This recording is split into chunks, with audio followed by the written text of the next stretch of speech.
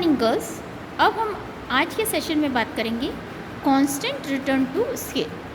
Constant return to scale का मतलब क्या होता है कि हमारी पैमाने के स्थिर प्रतिफल, ठीक है।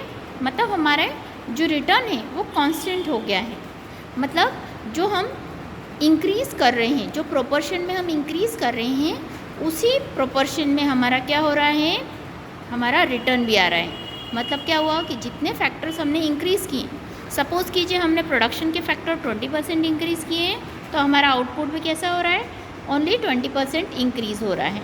तो वो क्या कहलाएंगे, पैमाने की स्थिर प्रतिफल। मतलब हमारा प्रतिफल जो है, हमारा रिटर्न कैसा आ रहा है, फिक्स आ रहा है ना, जो स्थिर हो गया है ना। जैसे हमने 20% की उत्पादन में वृद्धि की है, ठीक है, उत्पादन के साधनों में, तो हमारा 20% ही क्या हो रहा है, उसका हमको रिटर्न मिल रहा है।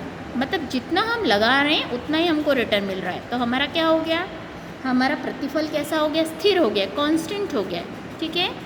अब हम बात करेंगे इसके causes of application of constant. इसके कारण क्या क्या है कि जो हमारा कांस्टेंट हो रहा है, ठीक है। तो इसका रीज़न यह है कि जब भी हमारे जो रिटर्न है प्रोडक्शन के, हमारे जितने भी फैक्टर्स हैं वो इंक्रीज़ हो रहे हैं, इंक्रीज़ होना बंद कर रहे हैं। क्यों? क्योंकि हमारी जो प्रोडक्शन की इफ़िशियंसी है वो धीरे धीरे क्या होती है, कम होने लगती है। मतलब हमारे जो भी हम प्रोडक्शन कर रहे हैं, प्रोडक्शन में धीरे धीरे हमको कुशलता की आवश्यकता होती है। अगर हम उतनी कुशलता उसमें नहीं डाल पा रहे हैं या उतनी कुशलता का हम प्रयोग नहीं कर पा रहे हैं, तो निश्चित सी बात है हमारा जो पैमाने के प्रतिफल क्या हैं, हमारे स्थिर हो जाएंगे। मतलब हमारी जो कांस्टेंट रिटर्न टू स्केल की पोजीशन आ जाएगी। मतलब हमारे जो रिटर्न है वो कैसे हो जाएंगे, कांस्टेंट हो जाएंगे, ठीक है। जिसमें हम जितने अनुपात में हम वृद्धि करेंगे उतने ही अनुपात में हमको रिटर्न मिलेगा। मतलब हमारा रिटर्न कैसा हो गया, कांस्टेंट हो गया, स्थिर हो गया। इसके बाद बात करेंगे हम डिमिनिशिंग रिटर्न टू स्केल। आपको सभी को पता है कि एक टाइम आने के बाद में हमारे प्रोडक्शन के जितने भी फैक्टर्स होते हैं वो धीरे धीरे डे बाय डे क्या होते हैं, डिक्रीज़ होने लग जाते हैं। तो जब भी हम हमारे प्रोडक्शन के फैक्टर्स में इंक्रीज़ कर रहे हैं पर हमको रिज़ल्ट में उसका आउटपुट कैसा हो रहा है, डिक्रीज़ होकर मिल रहा है, ठीक है। मतलब फॉर एग्ज़ाम्पल अगर हम 20% का हम इंक्रीज़ कर रहे हैं फैक्टर्स में, पर हमको मतलब इनपुट हम 20% इंक्रीज़ कर रहे हैं पर हमको आउटपुट कैसा मिल रहा है, 15%। मतलब डिक्रीज़ हो गया, कहाँ 20 था हमारा और यहाँ हमारा 15% हो गया। तो ये सिचुएशन क्या कहलाएगी, डिमिनिशिंग रिटर्न टू स्केल की सिचुएशन कहलाएगी। मतलब हमारा रिटर्न कैसा हो रहा है, हमारा रिटर्न कम होता जा रहा है, डिक्रीज़ हो रहा है। तो इसको क्या कहा जाएगा हिंदी में, पैमाने के घटते प्रतिफल, है ना। जब भी हम उत्पादन में अनुपात के अनुसार हमारी जितनी भी वृद्धि होगी, है ना, जितना भी हम इंक्रीज़ कर रहे हैं उसके अकॉर्डिंगली अगर हमको रिटर्न हमको कैसा मिल रहा है, कम मिल रहा है, तो वो हमारी क्या कहलाएगी सिचुएशन, पैमाने के घटते प्रतिफल की सिचुएशन कहलाएगी। अब इसके क्या क्या कॉजेज़ हैं, ठीक है। अब इसके हम कॉजेज़ की बात कर लें, ठीक है। पहला कॉजेज़ है हमारा कॉम्प्लेक्सिटीज़ ऑफ मैनेजमेंट, मतलब प्रबंध की जटिलताएँ। और बहुत बार ऐसा होता है कि हमारा जो मैनेजमेंट है वो बहुत सारी ऐसी चीज़ें हमको लागू करता है जो कि पैमाने के अकॉर्डिंगली, उत्पादन के पैमाने में हमारी क्या होती है, बहुत ज़्यादा स्ट्रिक्ट होती है, तो जिससे हमारी कुशलता आ पाना मुश्किल होता है। तो ये हमारी क्या कहलाएगी, हमारी प्रोडक्शन की कॉम्प्लेक्सिटीज़ कहलाएगी। देन सेकंड है पैमाने की अमितव्ययिताएँ, है ना, मतलब डिसइकोनॉमीज ऑफ स्केल।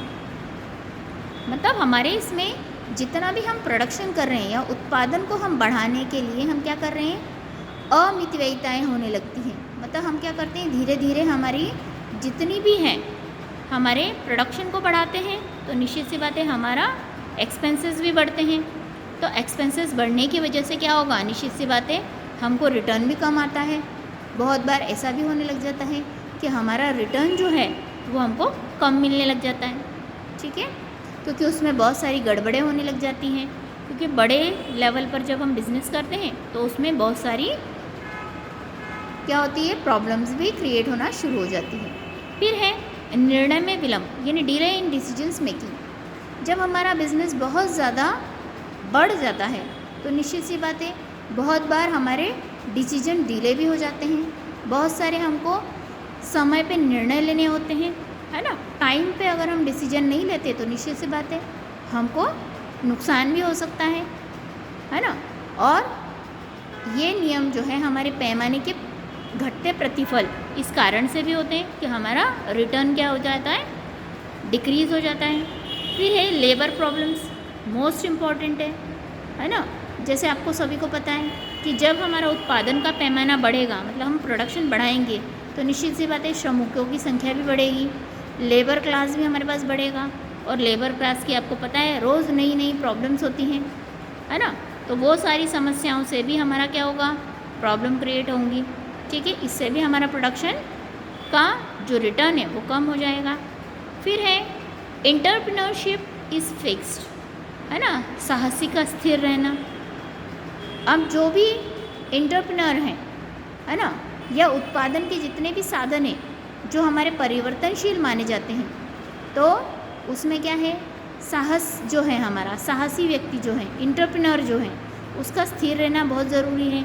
अगर वो स्थिर रहेगा तभी क्या कर सकता है, बिज़नेस को अच्छे से हैंडल कर सकता है।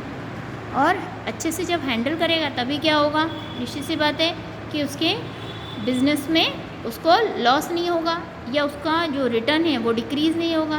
नहीं तो धीरे धीरे क्या हो जाएगा, अगर वो स्थिर नहीं रहेगा तो निश्चित सी बात है हमारी ये सिचुएशन आ जाएगी, कौन सी, डिमिनिशिंग रिटर्न टू स्केल, मतलब हमारे पैमाने के प्रतिफल कैसे हो जाएंगे, घटते जाएंगे।